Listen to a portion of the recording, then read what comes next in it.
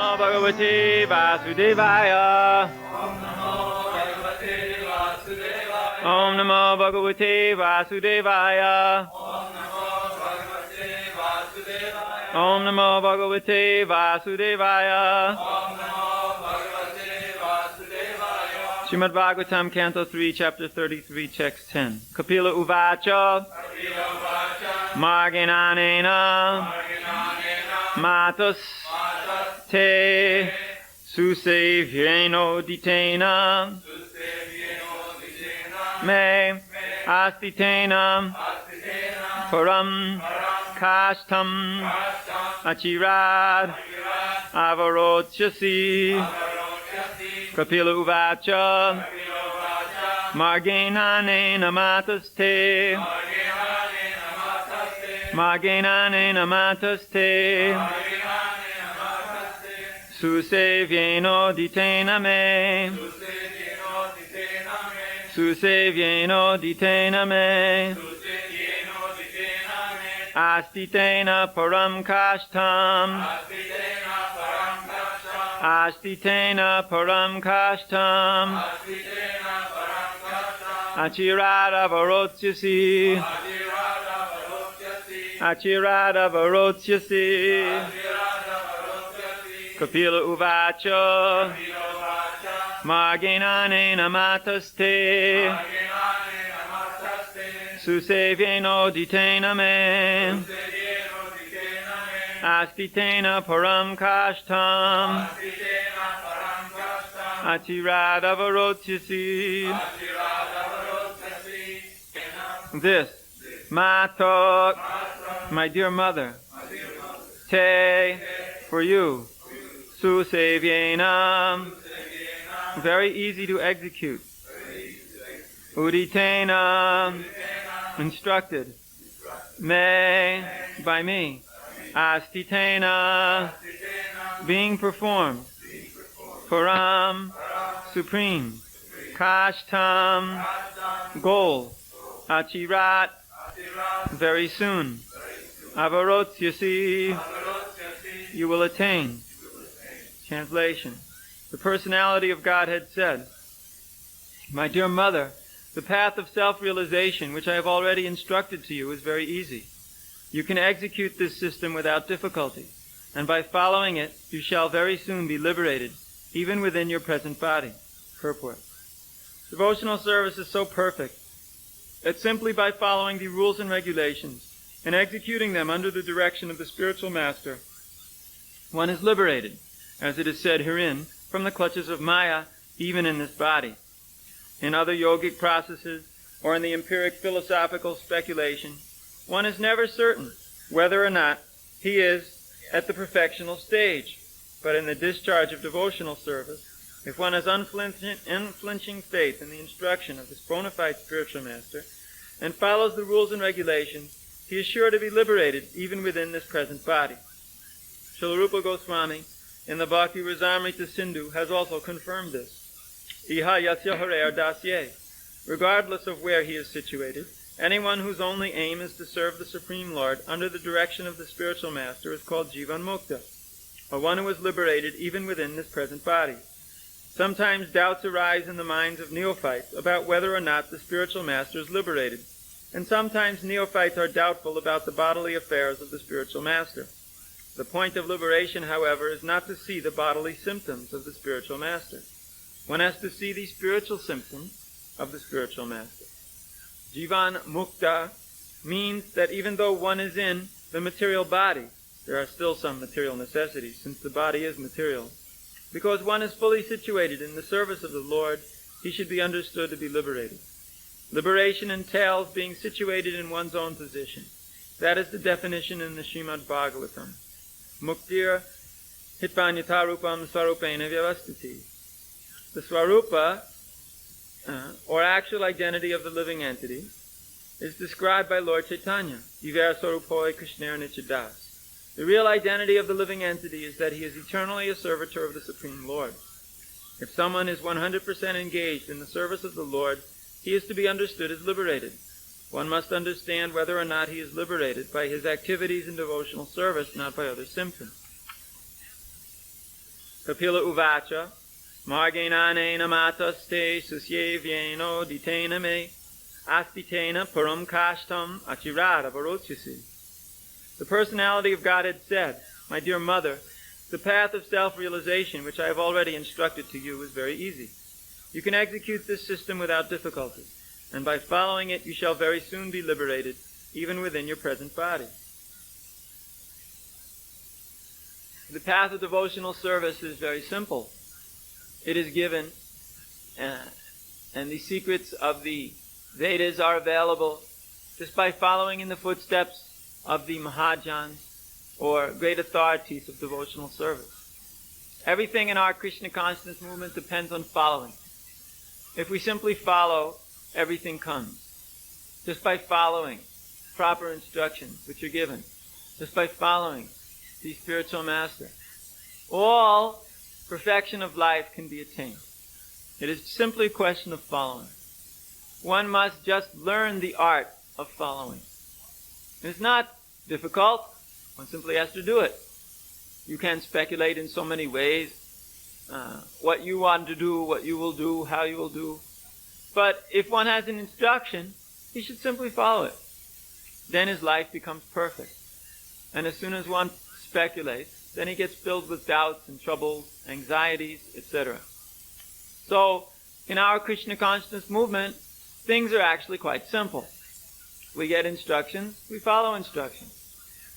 There's nobody who even is concocting, as such, spiritual instructions, because they all come from previous authorities. Because we're all following in the footsteps of the Mahajana.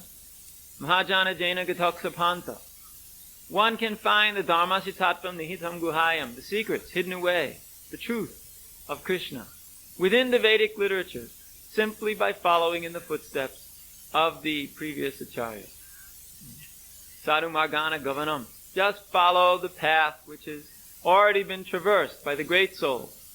We find that Chaitanya Mahaprabhu had his devotees who all followed him. Swarab Damodar Goswami, Raghunathas Goswami, Rupa Goswami, Sanatana Goswami, Jiva Goswami, Gopala Dasa Goswami, Gopala Bhatta Goswami, so many Goswamis. They were there. Krishnadas Kaviraj Goswami, Narottam Das Thakur, of course the list goes on. So many great authorities in our line of devotional service. And Srila Prabhupada is giving us exactly what they have given us, but in a form which we can digest because of our rather fallen nature, being that we are all born in worse than Malecha families in the Western world. We are, so to speak, quite fallen because of our background. But because Srila Prabhupada is giving us in these books, and he has given us through the Krishna consciousness movement by his instructions and example, all proper understanding, we who even are in such a low condition may be quickly elevated to the liberated condition. Of course, that's not that we, as soon as we come to liberated condition, you can act in any way you want and still be liberated. It is not that you come to the liberated condition and then you think, well, now I can do all kinds of other things and still consider yourself liberated. It's not so. One may come to the liberated condition, but he has to continue to remain in the liberated condition. Then he may be known as liberated. What is that liberation? He will always be engaged in the service of the Lord. After all, it's voluntary. Anybody can, at any moment in time, give up serving Krishna by his own desire. That's how we've entered here into the material world. We've all come into the material world because we wanted to stop serving Krishna. We wanted to be the enjoyers ourselves, so we came here. So now we are engaged in Krishna's service. So long as you are 100% engaged in Krishna's service, you're liberated. But if one stops Krishna's service because of some desire, then he will fall down. So fall down is possible for anybody. But one who's always engaged in Krishna's service generally does not. Actual Vaishnava never leaves Krishna's service, not for anything. He may have some troubles here or there, but he always goes on serving Krishna, somehow or another. It's like we've often said, and if you want to know who's real Vaishnava, in 50 years, ask the question again. And whoever's standing around, he's the Vaishnava. There may be many, hopefully. There will be, no doubt. But the point is that to stay in Krishna's service means you're Krishna's devotee. If you just stay, and if you just keep following, not that once one goes on acting, but he thinks he's serving Krishna, but he does it according to his own mental speculation. Some persons are speculating like anything as to what is devotional service, doing things which were never done during the time of Srila Prabhupada. No one would ever dare do such things. But still, one thinks, now I'm big authority. Therefore, I can do what I want. And therefore, I do not need to follow anymore. But nobody's ever such a big authority that he doesn't have to follow his authority. This was the defect of Ballabha Bhatta. He is now known as Vallabhacharya. He wrote one commentary on the Srimad Bhagavatam. And in fact, he was a very erudite scholar, very learned. So, he did not follow the commentary of Sridhar Swami. He was supposed to be in that line. So he did not follow that commentary. So Lord Chaitanya Mahaprabhu said to him that anyone who does not follow the Swami or his Swami is a prostitute. Now, that was a play on words because the word Swami also means husband. And it also means, it referred to Sridhar Swami, the original commentator on the Srimad Bhagavatam. So, Lord Chaitanya said to this Ballabha that you are acting like an unchaste wife because you are not following the previous Acharya in your commentary. In fact, you are very proud of the fact that you have invented a new commentary. He was very proud of the fact that his commentary was new. It was not following the commentary of Sridhar Swami. But Lord Chaitanya said, then you're just a prostitute. Of course, if nowadays you mention that to his followers, you can get yourself in big trouble. Something which did happen when somebody published this statement from Chaitanya Charitamrita in a Back to Godhead article. And then we got in trouble with some followers of Vallabhacharya. But Prabhupada answered in the letter that what can we do? We cannot change the Shastra. That the Chaitanya Charitamrita is Shastra, and in the Shastra it says like that, and therefore we accept it. We accept also that later on he fully surrendered to Lord Chaitanya Mahaprabhu and gave up his speculative tendencies. So, in this way, everything was worked out. There was peace. Of course, nobody wants to hear such a thing. Yeah, but in fact, that's the fact. So, the example is very good. One cannot invent. As soon as one starts to invent, he becomes apasampradaya. Apasampradaya means useless. Asara, out of the sampradaya. Anything which is outside of that which has already been given or invented is just something useless. You cannot invent. You can, of course, use philosophical reasoning and logic to expand on a point which is already given. But you cannot invent a new point. But there is no indication whatsoever to go in that direction. Just invent some new point. Sometimes they invent new points because they like to make themselves very famous. Oh, I have invented a new point. But factually it is not so. That anybody can invent anything new. One must only do that which is to be done according to the instructions of the previous acharyas. We follow previous acharyas, that's all. Whatever the previous acharya is given, we follow. We are very strict on this point. Of course, at one point, if things become a little difficult to follow very many practical considerations, we have to make adjustment, but only in the last instance. Only at the final instance. We should make adjustment. I give you Prabhupada said some things to me, which I don't even want to tell you, about adjusting in the last instances. How you can adjust in the last instances. He was very determined that the preaching must go on. Very determined that one must continue with Krishna consciousness.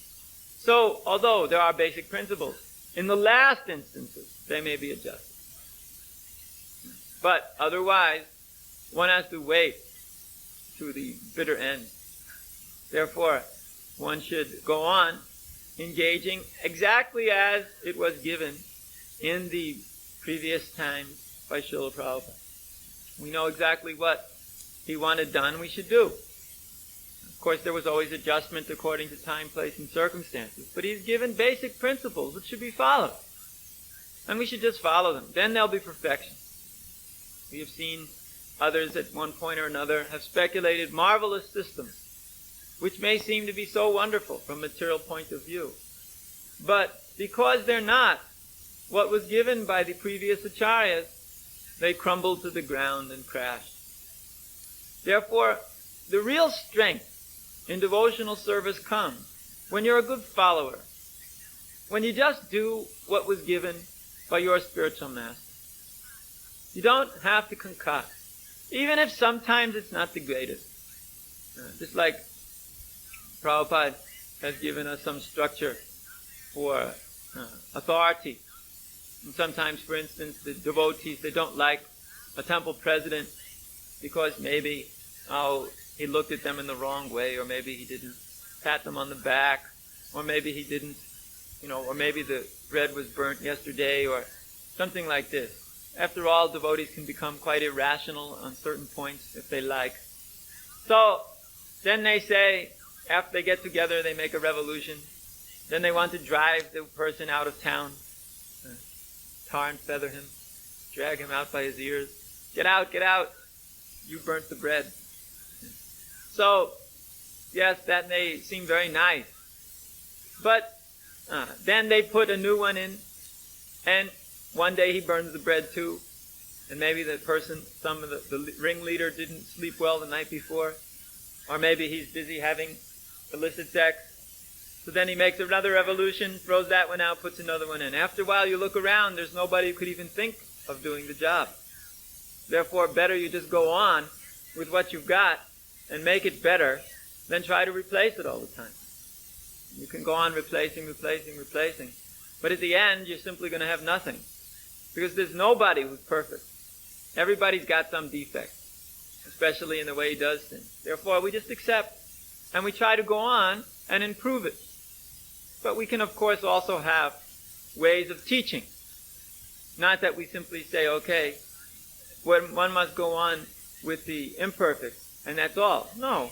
One should try to create an atmosphere where the imperfect can become perfect. Everybody has to become perfect in the performance of his duty. Whatever you're doing, you should become perfect in it. Maybe you are pujari, and maybe you make some defect. That does not mean now you give up being pujari. It means now you learn how to do it without defect. If you're a cook, and your cooking's not so good, it doesn't necessarily mean you have to stop cooking. Of course, if you have no talent whatsoever for cooking. If you don't like to eat, you cannot cook. If you like to eat, you can be a good cook. Therefore, cooks are generally tubby. Because those who like to eat, they can be very good cooks. Because they can satisfy others, because they know how to satisfy themselves. So, it is not that if you've got any raw talent, you should stop cooking because you burnt the bread. You should take a lesson that you have to watch and not just put the oven on top temperature and then walk away and think you can go, take a bath, and when you come back the bread will be just sitting there fine. You have to know what you're doing. You have to do it right. So you should learn. Failure is the pillar of success. Of course, one who keeps on failing and never learns anything is a fool, isn't he? And such a person may have to be replaced because he's too foolish. It's called active foolish. No brain, no knowledge, no understanding, but keep on acting. Just keep on going. Just go, do it. Burn everything, ruin everything, smash everything. Doesn't matter. Just do it. This is a fool. He has to be taken care of. But one who has any brain, and after all, if you're a devotee, you're supposed to have brain. You notice we use the word supposed to.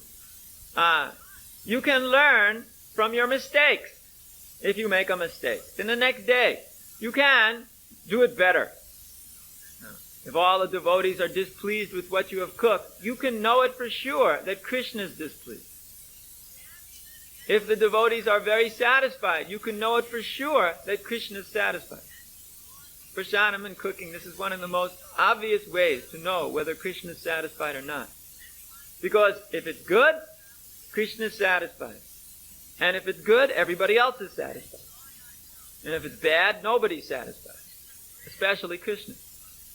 And you may say, well, it may taste bad, but I did it with love and devotion. Still everybody will be satisfied. If it was really love and devotion. Because then you cannot do it bad if you had love and devotion.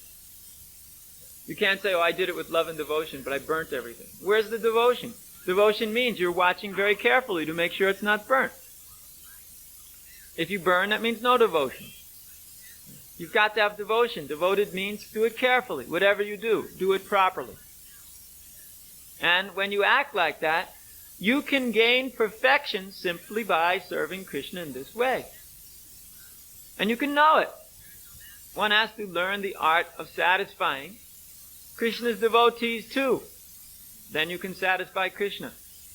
To think you can satisfy Krishna without satisfying Krishna's devotees, then you've got a misconception there. Because they're all connected. One has to act in such a way to satisfy the devotees, but one will do it by satisfying spiritual master. It's all based right on that point. If you satisfy spiritual master, that means you're satisfying Krishna. And if you're satisfying Krishna, everyone will be satisfied. Of course, there are other circumstances too. And maybe you're trying to satisfy Krishna hard, but there are other things. Teaching is going on. Let's say, for instance, one acts very hard to satisfy Krishna, and he makes grand arrangements and everything's wonderful. But he becomes too proud. And he starts thinking of himself as great. That is why it's very dangerous to do things very perfectly. To do things really powerfully. Because then there's the big danger. The biggest danger is to become proud. And as they say, pride cometh before the fall. Just before you're finished, you become very proud of what you're doing. Everything great, wonderful, fantastic. We're the greatest. We're number one. We're tops. And then, when you start praising yourself for everything you do, just see what I did. Just hear what I said. Just imagine how great I am. Then immediately you can understand. You are heading for a big crash. And it always happens. Krishna is very merciful to his devotees. And although he's normally quite kind to his devotees in the more obvious sense, he also does not want his devotees to become proud. So if sometimes a devotee, by accident or by circumstance or by contamination, becomes proud, Krishna, out of his extraordinary kindness, extra kindness, he does things in such a way to chop that devotee down to size. So that he will give up his pride and be very happy again. And when one can be freed from the intense pride which just destroys our whole existence in Krishna consciousness, because with such pride you can't have love for Krishna, you can only have love for yourself. Big pride means, I love me. And when you're freed from that, it means you can love Krishna. So when this pride is cut down, one can be happy because he can love Krishna. So one has to be prepared for that too. He may find himself chopped down in all kinds of ways. And he may not even understand why or how. And it may be that everybody's just not very satisfied with what he's doing, even though he does it very nicely. Well, that's Krishna. He's teaching you, stop being so proud, you big puffed up fool, and actually surrender. Actually develop love and devotion to the Supreme Personality of God. So, we should try to act in a humble way. And in fact, one who endeavors with sincerity, who follows the instructions of the spiritual master, and is humble, how can you not be satisfied with such a person? And if somebody does everything perfectly, but is proud, how can you ever be satisfied with such a person?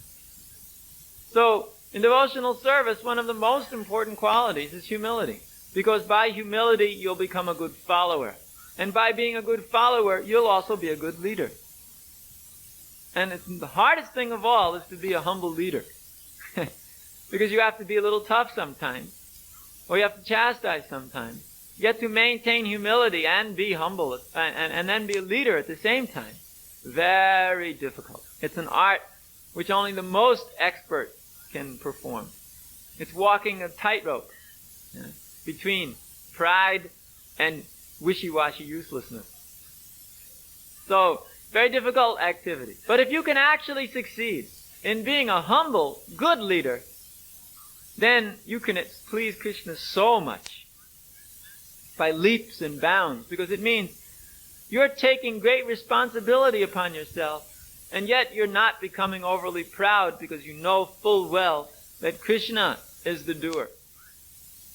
You're not the doer. We are not the doers. Krishna is. He gets all the credit. Of course, Krishna will also give us credit when we actually learn the fact that we are not the doers and we just serve Krishna with love and devotion. He will make sure that we get some credit. But unfortunately, if we take this credit and become proud, then the whole thing is useless. Therefore, sometimes Krishna does not give the credit because he knows that we will get proud. And he keeps us in some condition whereby we can actually learn. So the Supreme Lord is merciful, and this is one of the most significant symptoms of his mercy, is that he acts in such a way towards his devotee to keep him humble. And therefore, if we can just learn the art of surrender to the instruction of spiritual master, just following all the time without concocting, then we'll actually learn the art of being humble. We can actually learn the art of being humble. And that is really a secret which is very much unknown nowadays. How to act fully for the satisfaction of Krishna in humility. So we should learn this art and go on serving Krishna in a nice, simple, pure way, without trying to puff ourselves up or become overly attached in any position. And just go on serving Krishna in whatever way he wants, in the order of the spiritual master, for the satisfaction of the Lord, his pure representative, and all the devotees, and thus the people of the world.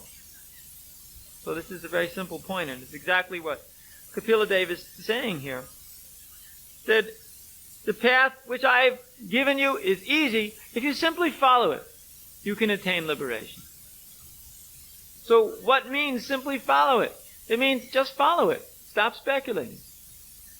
Don't be puffed up, thinking you don't need it. You need it, just follow it, humbly. And you'll gain perfection. You'll gain self-realization. But if you give it up, and pride is the first thing to make us give up the instructions which have been given by our spiritual master. We start speculating. I don't need this, I don't need that, because I'm so great. Then we give up, and then we're lost. So one has to learn the art of never giving up the instruction of spiritual master. Never giving up the instructions. Bhagavad Gita, Srimad Bhagavatam. Always following. And then, even if there's some trouble, even if one is not fully capable of surrendering fully due to some material pre-existing contamination, but if he keeps on trying hard, he doesn't just fall down because of desire. He keeps on trying. And he picks himself up if he falls down. He'll be able to accomplish the goal of becoming liberated in this very lifetime. And it's possible to do. Iha yasya harya dasya karmana manasa gira nikilasrapya vastasu jivan muktasu uchite. Just like a coconut which is dried out has within it a separated shell. When it's very much dried out, you can shake the coconut and there's a shell inside which can rattle around. In some dried out coconut. So similarly, those who are liberated may be within this body and acting, but are fully acting for the service and satisfaction of Krishna. Therefore, one may see those as symptoms of liberation. Whether one is all the time engaged in Krishna's service, or one is doing other things. After all, we do have bodies, so we have to maintain them to a certain degree. However, the basic symptom is full engagement in Krishna's service. And if somebody is fully engaged in Krishna's service, then he can attain perfection. We can see it. In such a person, he's already liberated. You can't always be serving Krishna without any other desire unless you're liberated. So, one has to see that is the symptom, not the symptom of some activity. Sometimes somebody may see spiritual masters eating. Oh, this is not liberated. After all, body is there. If one doesn't eat, one cannot survive. Therefore, one has to eat very nicely. Then he can survive very nicely. Of course, very nicely does not mean you take too much. It means you take, but according to the need. So, if you see spiritual masters eating, don't think, oh, now he's material. He's eating to keep the body together. Yeah. Of course, he can also give up eating too and leave the body, no problem. That also happens at the end of lifetime. But mainly, disciples don't like that. So, it is a question of understanding things in perspective. One must be intelligent to understand things in perspective. One must see things as they are. And the way to see is through the vision of devotional service. See everything in relationship to devotional service. See the spiritual master's instructions and orders as the means by which perfection may be attained, and simply follow them humbly. Don't be proud and puffed up, thinking oneself to be great, this or that. Just serve the Lord properly and be satisfied. Oh, Harikesa.